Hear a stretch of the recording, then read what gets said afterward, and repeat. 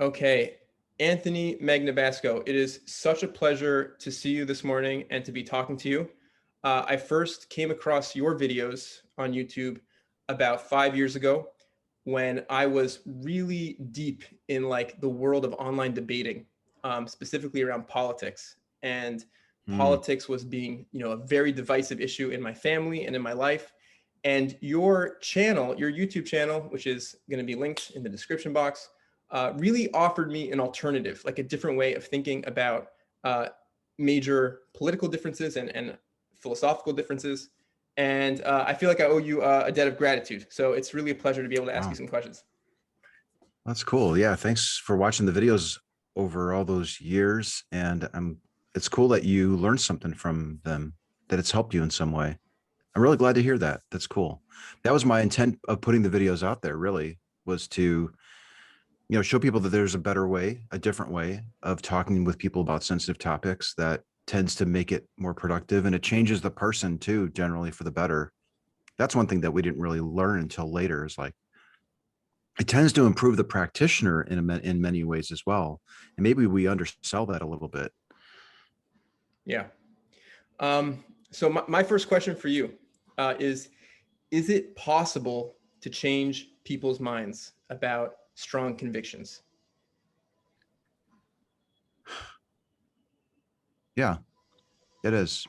But the changing is usually them changing their mind. But there are things that you can do to facilitate it, to help a person reflect on their views so that they can then decide, is this a belief that I want to continue holding? Should I really be so sure that that's true? Like on that scale of confidence from 0 to 100, should I really be 90 or 100% sure that that's true? Or did this conversation with this guy who was using this technique help me realize that maybe I don't have good reasons for thinking that this is true to that high degree? So ultimately, it's the person that you're speaking with. It's the interlocutor. It's the one that holds the belief. It could even be you. You're the person that changes your mind. But there are things that other people can do to, I don't know, clear the brush out of the way for you to really take a good, clear look at your views and how they're propped up, to ask yourself, like, are you comfortable with that? Are you happy? Not happy, maybe, but are you content being there based on the reasons that you think that you have for thinking that it's true? So it's a joint effort, honestly. And ultimately it's up to the person, because I can still do all that stuff, create this really shiny mirror that just reflects back. And what you're getting back is, oh man, I can't justify this. But you can still hold on to that belief, apparently. Sometimes reasons and evidence don't even matter to people and reliable methods. They're not even a factor for people thinking that stuff is true. So there are things that you can do, but ultimately it's up to the person who's holding the view. Right. So I want to get into what those things are and what street Yeah. epistemology is and how you do it. And I think Okay. that's sort of like one of the main things I want to look at. But I guess as a way of framing this sort of conversation and thinking about sort of the stakes, I look around us and I see we're in the middle of a global pandemic, and there's like a division in America about the efficacy of masks and the efficacy of vaccines, and I feel like we each feel strongly that the other is misled. And if there's no way to sort of, if there's no process for bringing Mm-hmm. forth correct ideas, if there's no process for a dialogue that can allow people to modify beliefs, I wonder if we're doomed as a species. And so I just sort of say that to say that I hope you're right, because maybe the future of our survival depends on it to some extent. Yeah, there are many times that I'll lay awake at night wondering if we're on the verge of just collapsing as a society or humanity in general. When you look at the serious things that we're facing and how dogmatism and certainty are getting in the way of us correcting for bad ideas. And dialogue is probably the one and only tool that we have for breaking through that. And street epistemology is a wonderful dialectical tool. So we have the tool. And now it's just a matter of educating people about it, encouraging them to use it, and letting them go and using it. But that's this is the momentum that we've been gearing up for over these 7 or 8 years since the book that came out that started all this. And we're not as far ahead as I think we need to be. We're getting there, but I'm worried that it may be too late. It's not too little too late, because this, I think, is the solution. But if we don't get this into the hands of people who are willing to use it and use it responsibly, then this could be it.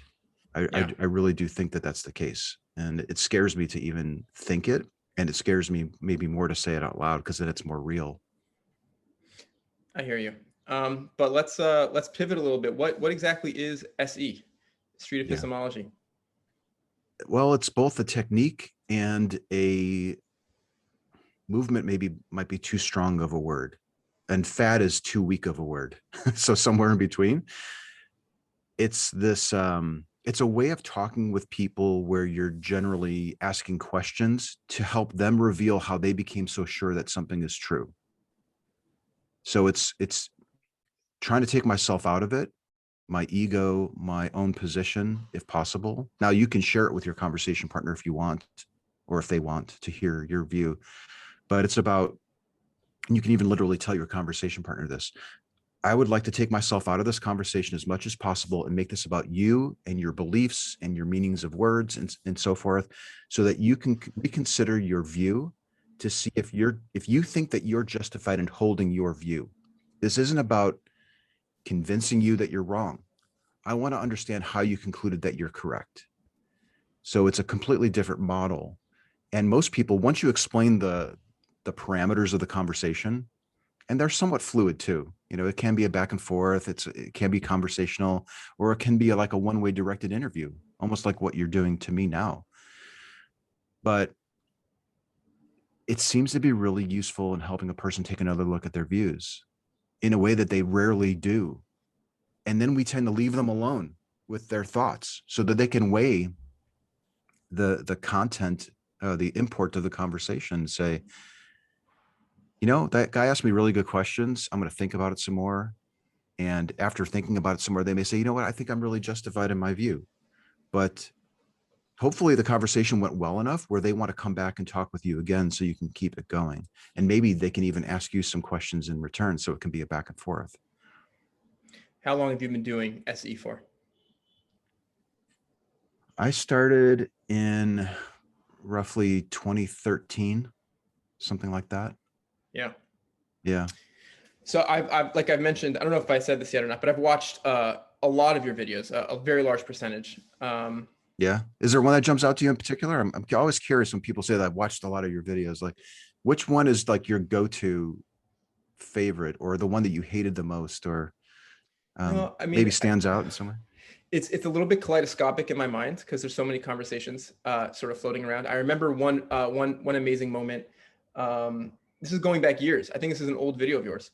You spoke to this really nice man on a hiking trail, and you were talking about religion with him, because I think that's probably a majority of your videos, your conversations.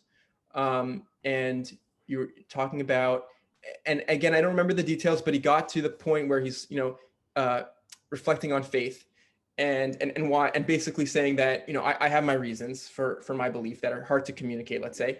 And you said, but what if someone objected to your interracial marriage, because he was, part of an interracial marriage, and based on religious grounds, how would you respond to that person? And I think, that's an example of that kind of mirror that you hold up, that kind of symmetry. And I remember that really giving him pause, and he took it very well. You can imagine some people react differently to being faced with that kind of a question, but he took it in a very reflective kind of way. He struggled with it, and you could tell that it was something that left an impression. So. Well, that conversation is with a guy named James, and his wife Barbara was there. And a question, so you have to be careful. Like, you have to build up to really good, powerful questions. This is one thing that we've learned, is that SE is so much more than asking really good questions. It's a lot about the things that you do prior to getting to that point. So if I led with, well, how would you respond if somebody from another religion wanted to stone you because you were in an interracial marriage? Like, that question may not have gone over so well if we hadn't already spent 10 or 15 minutes talking about other stuff and working our way up to it and kidding around a little bit and getting comfortable with each other. And that's a big part of SE as well, is listening and being genuine and asking questions that you sincerely want the answers to. And that sincerity will come through, and that usually results in trust, which allows you to ask some of the more difficult, challenging questions. So that's one of my favorite videos too. I think that's in my top 10 or top 20 playlist, because as he's walking away, he's like, you really got me thinking. I'm going to be thinking about this all day long. Right. I remember that. And Yeah. that's what we want to do with street epistemology, is encourage people to think about their thoughts, because we don't often do it, and there's value in doing it. So James, at his own pace, can say, should I really be so sure that this God is real? And that's the beauty of it. I'm not telling him he shouldn't. I'm not telling him where he should be. I'm not evaluating. Like, I'm probably personally evaluating it like, oh, that seems like a horrible reason to me, but maybe he's got a good justification for it. Let me keep asking some questions here. Yeah. I think another thing that comes across, you talked about just now, the importance of building that relationship. And one of the things that comes across is your gift for forging those relationships. And then additionally, I would say people are hungry, I think, to talk to you sometimes. In a lot of these videos, you see people, they say, wow, I have someone who's asking me questions about what I believe, who's listening to what I'm saying. There's a real, maybe a pleasure of some kind that people are getting, it seems to be, by sharing with you these sort of inner thoughts that they have, and seeing them reflected back, through you. I think so. I think a lot of people aren't used to having discussions where they have an opportunity to share their views beyond one or two statements. So a typical conversation, somebody says, I went on a trip and I was in Ecuador or something. And then we scan our brains looking for similarities that we can then build on, as opposed to saying, well, how long were you there for? What brought you there? Did you have any interesting events that happened while you were there?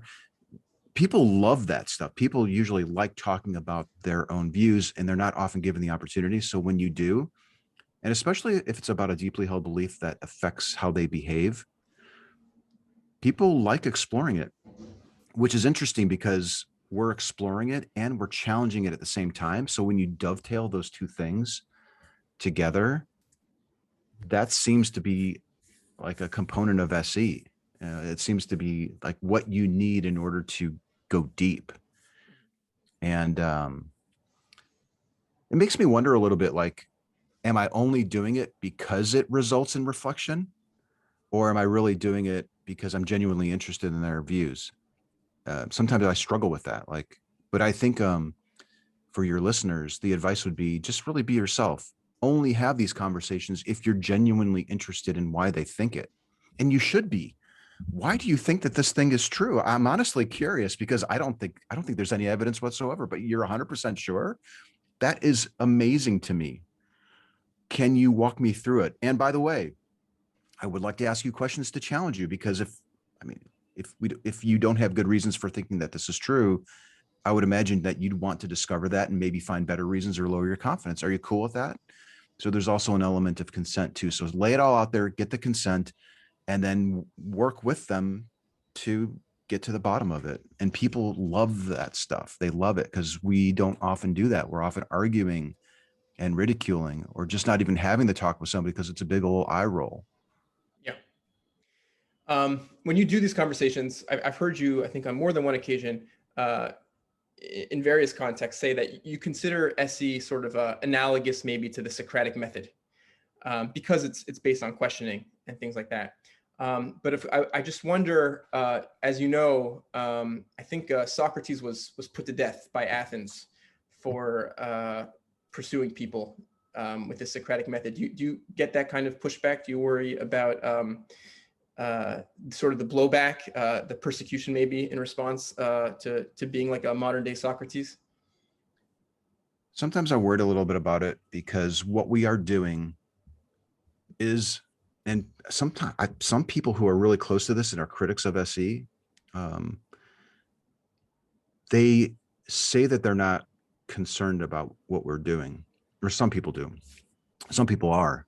my view is that you should be very concerned about what we're doing if you don't have good reasons for backing up your conclusions. And it seems like there are a lot of major institutions in politics and religion and, I should say government and religion and academia, et cetera, personal relationships, that wouldn't stand up to the scrutiny of an SE conversation. Let's face it. So that is a threat to them. Now, the critics have largely been silent over the last couple of years with what we're doing. And maybe that's because we've been improving with our approach and so forth. But what we're doing has the potential to tear down major institutions. I really do think that that's the case. And I'm baffled that nobody seems to be noticing what we're doing. Maybe they don't understand the implications of what we're doing on a macro scale. They think that these are just small one-on-one conversations that will never get any traction. But we are gaining traction. This is expanding out of atheism into the mainstream. And there are books that are now being written that specifically mention this approach. So if you're asking me if I worry about it, I do. Like, I'm worried in a couple ways. I'm worried, like, why isn't this getting noticed? Like, is this bigger in my brain? Is this a bigger thing in my brain than it really is in reality? Am I just delusional about this approach? Because no one else seems to be concerned about it. And like, why are you not contacting us to say, stop, or, let me help you shore up some of these blind spots that maybe you have or something. And the other flip side is that I am kind of worried that maybe some people will notice how potentially life altering and culture altering this could be. And I am worried that maybe there's some wacko out there that might do something stupid. But even if that were to happen, dude, that won't stop this. Mm-hmm. This technique will keep growing and getting stronger and better and more into the culture. So at this point, the shot has been fired. The bullet is zipping through the air, and who knows what it's going to hit or take down. But it is something that I think about quite a bit, to be honest. Mm-hmm. So it's very interesting to hear your sort of grand vision and your belief in the approach, and that's something that I share, and it's something that I respect and recognize. But I would like to maybe try as an exploration to think about, and maybe the answer is there are none, but to think about some of the limitations of SE. I think there are some. Yeah, so I would love to explore that a little bit with you. Like, what comes to mind for you? Let's say, for example, like where SE will fall short. Okay, so SE only works if you have two willing conversants, at least two. So if I want to talk with you about this belief that you hold that I think is suspect, maybe it's a multi-level marketing thing or something about the vaccine, and I want to question you about your position, but if you're unwilling to do it with me, then I really can't do much about it. Now, there are other topics that I can explore with you using the same technique and perhaps show you the technique and how valuable it can be for yourself. So maybe you don't want to talk about politics, but you're okay talking about speeding tickets and the red car that you got, and you're like, yeah, I'm a little worried though that I might get more speeding tickets because I bought this red car.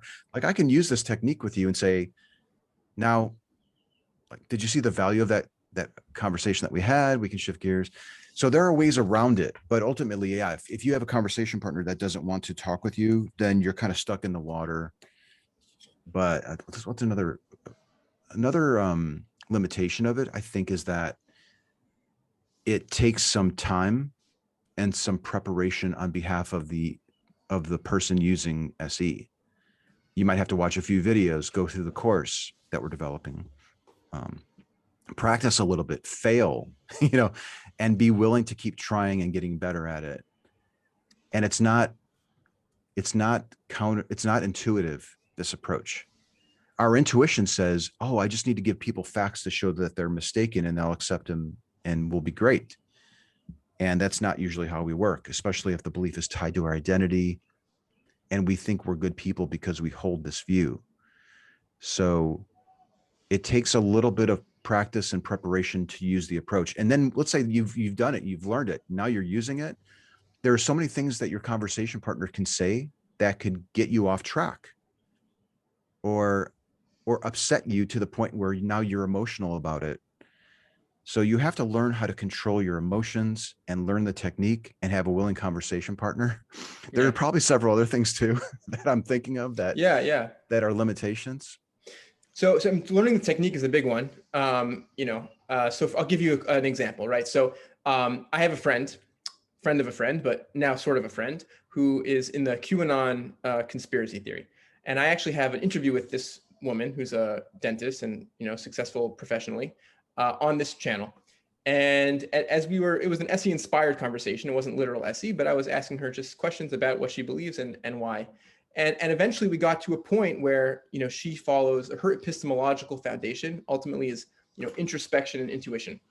And if you ask her, well, what about other people who also follow intuition and introspection for their beliefs? She'll say, well, they're doing it wrong, and okay. You get the sense that she lives in a very small kind of world, and to me, that was sort of like I ran out of questions at that point. You know what I'm saying? Well, I mean, a good question could be, well, how are they getting off track? What specifically might they be doing, or what is it about their intuition? Is it simply because they arrived at a different conclusion? That is your barometer?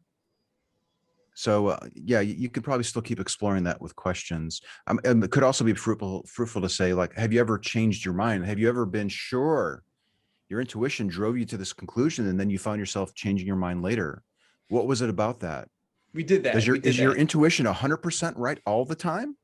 Yeah, that was a line of questioning we explored. And that was one of the more surprising parts of the conversation, in the sense that she volunteered all sorts of things that she was very wrong about. Including the fact that she thought the election was going to be overturned on January 6th, and it wasn't, things like that. But so, and I guess the point being, what we're sort of discussing now is that SE certainly takes practice, and I'm certainly not someone who, is necessarily in a position to, follow these conversations to the necessary conclusion. But that might be okay. To the best I could, I guess. No, I think it's great that you had the conversation in the first place, and it sounds like you left her with a few questions.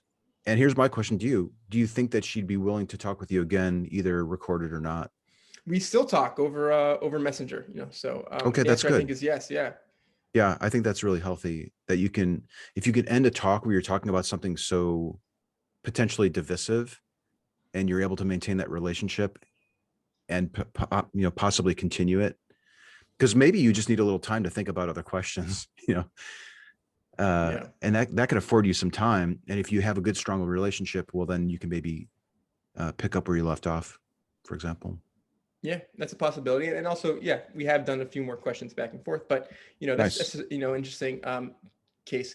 Another case, which again is also this might be in the category of limitation of SE or limitation of my knowledge of SE or whatever, just a test case to think about. One of the things that will come up a lot is just different epistemological worlds. I have my sort of epistemological world, and you're talking with someone who comes from like a different epistemological planet. And this can manifest in all sorts of different ways. But one sort of common way that you might hear in a political discourse is like, CNN is fake news, let's say, right? So if I'm saying that I think this is something happening in reality, or I think that this is, a reasonable conclusion to make about the world, they might write off my sources as just being unreliable, kind of a thing. Right. So just as a test case, as a potential, variant on this SE thing, like how would you interrogate someone who sort of sees those sources differently than you, or something like that? I would probably ask them, if you had heard this piece of news or this bit of information on your own preferred platform, would you accept it? Are you only dismissing it because it was on CNN? If it showed up on OAN, would you then believe it, even if it was the same thing? Another good question could be something like, it was just in my head, but it slipped my mind. How do you decide which news sources that you accept? Like, at some point you heard of OAN for the first time. How did you decide that that was the one to go with? Is it because it consistently provides you with information that tends to bolster your own views? Or are you equally discriminating against, towards something from OAN as opposed to CNN? Another good question might be, does CNN always provide false information, or are there some situations where they actually do provide the truth? Is it 100% of the time they're wrong, or is it maybe 50-50? Okay, so how do we determine which of the times they're telling the truth and which of the times they're not? Now, they may say, well, they're telling the truth when I hear it also on OAN.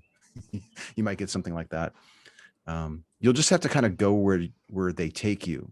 It's almost hard to anticipate which questions to ask, because each person usually has different ways of framing their reasons.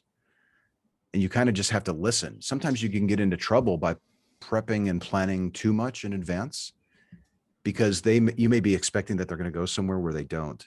Mm-hmm. So that would be my advice, is just really listen to what they're saying and repeat back what it is you think you're hearing. And that act alone will probably help you formulate your next question. Yeah, with also a lot of practice, maybe. So I guess, right? Practice helps. Yeah. Yeah. Yeah. Okay. Cool. Let's see here. So, Anthony, approximately how many times do you think you've been the role of Socrates' interlocutor doing these conversations? As the questioner? As the questioner. 2000, maybe. Something like that. That's in person and online, and right. Sometimes I run into somebody in real life, And it's also hard to define what counts and what doesn't count, right? Because anything could, have I can ask one question. Right, exactly. I can literally ask one question that I would say that was probably street epistemology, but it lacked all the other stuff before and after. For sure. Mm-hmm. How many times has it been done to you? How many times have you been on the receiving end of the process? Not too much. Maybe 20, 30, 50 times. Are there any claims that you you would like to be? Sure. Let me clarify that. Go ahead. I end up using the technique on myself. So I was excluding the times that I use SE on my own views. But to have like an individual using it on me, it's probably maybe a couple dozen times. Mm-hmm. Is there any claim that I would like to have? Yeah, explored? Is there any claim you'd like to have explored through the process? I'm putting you on the spot. Like right now? Not necessarily right now, but in general. It doesn't have to be right now, but I'm just curious about. I'm open to having all my claims explored. It just kind of there's really nothing on my mind at the moment. Mm-hmm. Mm-hmm. I guess maybe the Delta variant. Like, I'm a little concerned that the Delta variant seems to be picking up and maybe might be more serious than the previous one. Mm-hmm. My level of confidence is maybe at a 20%. Here's the other thing too, is probably important to mention, is that after you learn this questioning technique and you apply it with lots of people and also on your own claims, you tend to be a little bit more cautious about what you claim to be the case across the board. Mm-hmm. That's not to say that I'm not certain about things or even dogmatic. Like, it might be fun to SE me or somebody on why we think SE is effective and what does it mean to be effective and what would change my mind or increase my confidence that it's the case. But yeah, I end up using it on myself all the time. If we had a lot of time, I would love to do that, but there's a few more things I want to get to. So I want to just try a random experiment, an SE experiment. And this could fail miserably. It could be interesting or not, who knows? But let's say, do you believe the Earth is round or flat? Yeah, I think the Earth is round. Okay. So if I were to ask you to put a confidence value, right, what we're doing, just so the audience knows, I'm trying to experiment, just do this experiment, which who knows where it will go, if anywhere. I'm going to apply the SE method to the best of my ability. Just a few steps, like a few questions. We're not going to go down into any depth on Anthony's belief that the world is round. Okay. Yeah, I'd say I think it's round, and I'd probably put my level of confidence around the 99% mark, maybe 90%, because I haven't literally done any testing on it. But the photographs that I'll give you my reasons too. I guess am I jumping the gun here? Do you It's want to go in a okay. more rigid order? You're always very flexible with whoever, what they offer. And we both know sort of the kind of questions to expect. So I think there's nothing wrong with jumping the Okay. gun. Yeah. So I'm probably like at a 90%, maybe 95. I'm open to being convinced otherwise. Mhm. So my level of confidence is not tied to my willingness to budge. Like I'm really willing to budge. I think it'd be amazing if we learned that the earth was some other shape than round, but I have a high degree of confidence that that's the case. Okay. So my reaction to that, and I think, maybe other people watching, is that 95 seems very low for Huh. believing the earth is round. I mean, obviously might be some people who are flat earthers watching and they'll think, that's way too high. But I think for most people who believe in a round earth, their confidence level would be at least 99. Yeah. Most people say 100. There's no question For in my sure. mind. I would probably want to say very close to 100. Yeah. Yeah, I mean, I was tempted to say 99, and I thought, well, is that really epistemically responsible? Because I think the next question would be, well, how, Anthony, did you determine that it's round? And I haven't run out in my backyard and put a stick in the ground and looked up online how I can measure the shadow to actually, right? Isn't there some sort of test that you can do? Yeah. Like I haven't literally done that, but it's my understanding that there are tests that have been done that show it. So I'm accepting that. And if I was really pressed, I could probably demonstrate to you that it is factually true, Mm-hmm. but I haven't done it. But then what And if it was, like the theory of relativity? And then we could say there's probably no test that you and I can do that would prove that time dilation works. So what would our confidence be? right. Because we're on the same page here, right? I mean, you and I both believe in a round earth.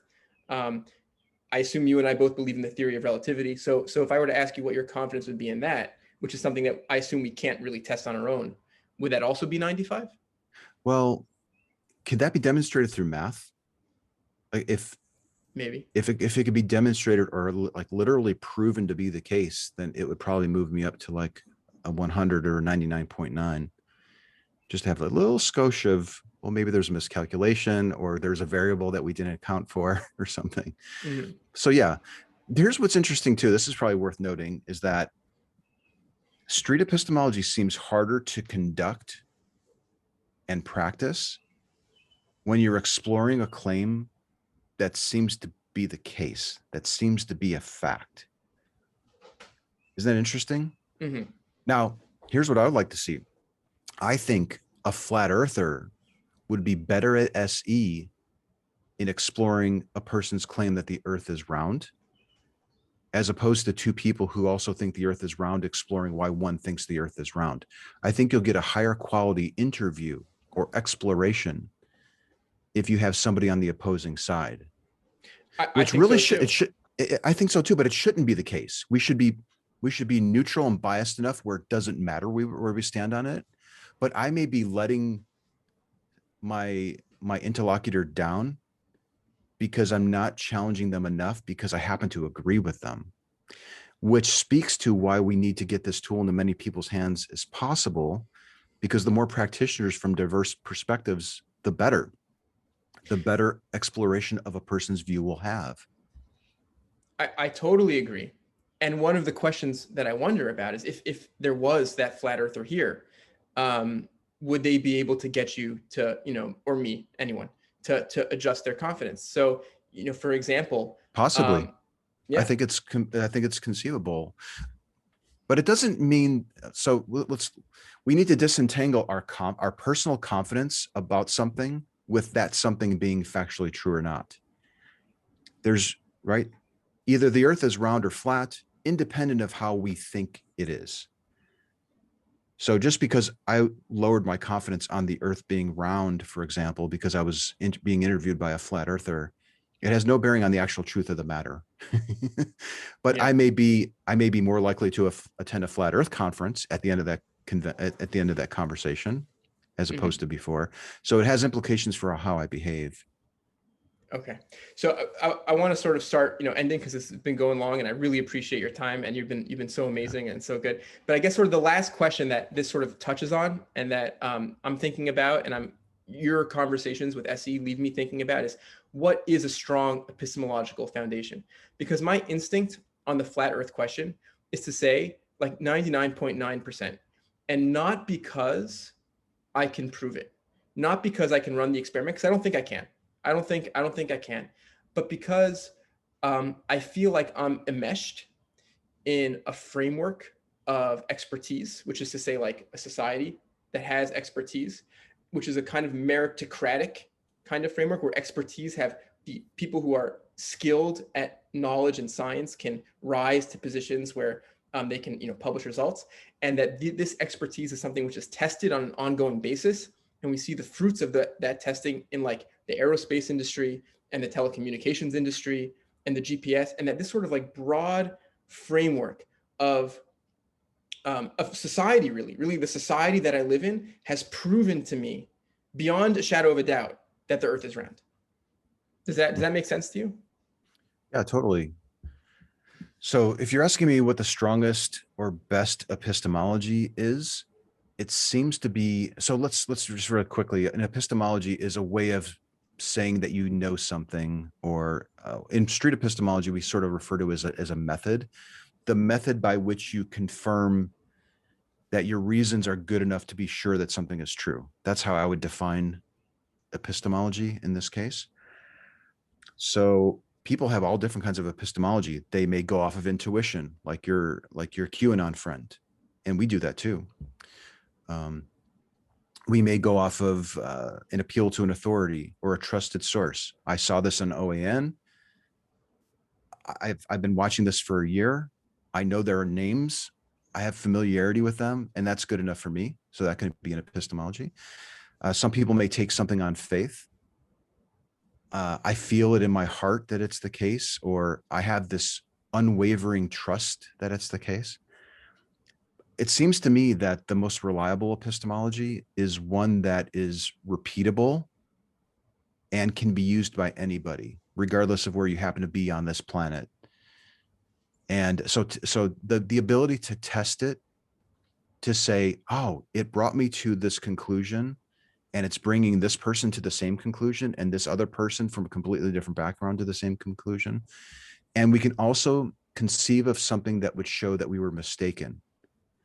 So if we notice that this method brought us to this other thing that was in competition with the thing that we thought was true, then that could be an indication that we have a faulty issue. There's a fault with our methodology.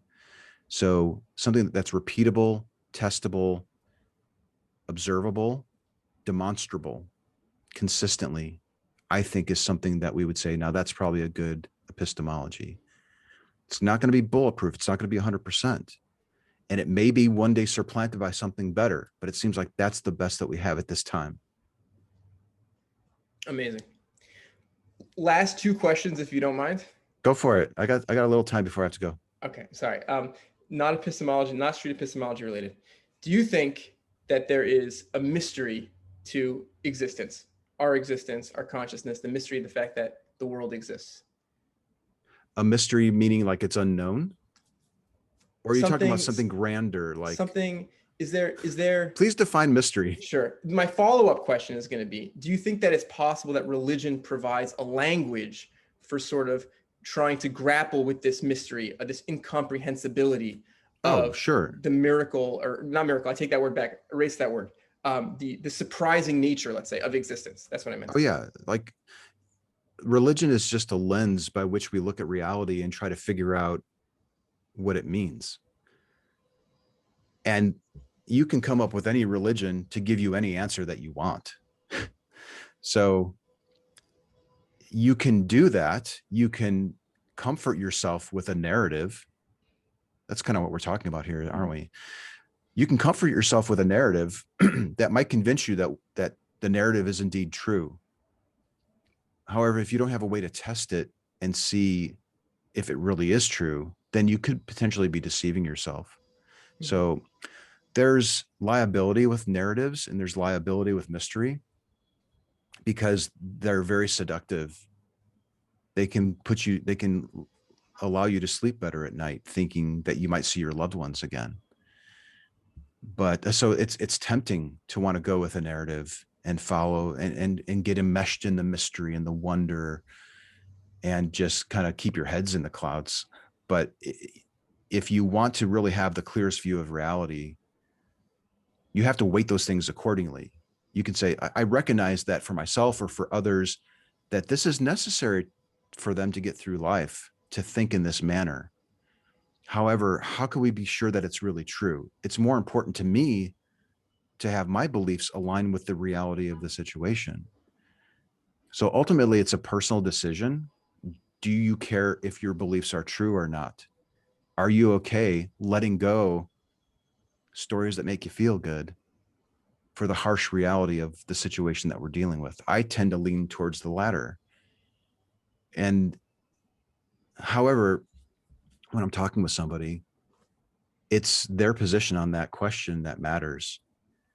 Now I can engage with them using questions to help them reflect on that. And maybe they'll come around to my point of view and they say, yeah, it's nice to think that I'm going to see my loved ones again, but I don't have any good reason for thinking that. And I'm going to try to figure out another way to recognize that loved person. Maybe I'll light a candle once a year on their birthday and play the music that they like to listen to. There are things that we can do that are real.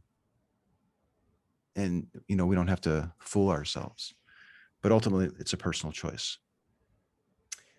I think that's a good place to stop. Yeah. All right, man. That was great. Yes. Fantastic questions. Thank you so much for having me on. And thanks for watching all my videos too. Yeah. It's a real pleasure having you on. Thank you so much for taking the time to talk to me. All right. Thanks, Ami. All right. Have a great day.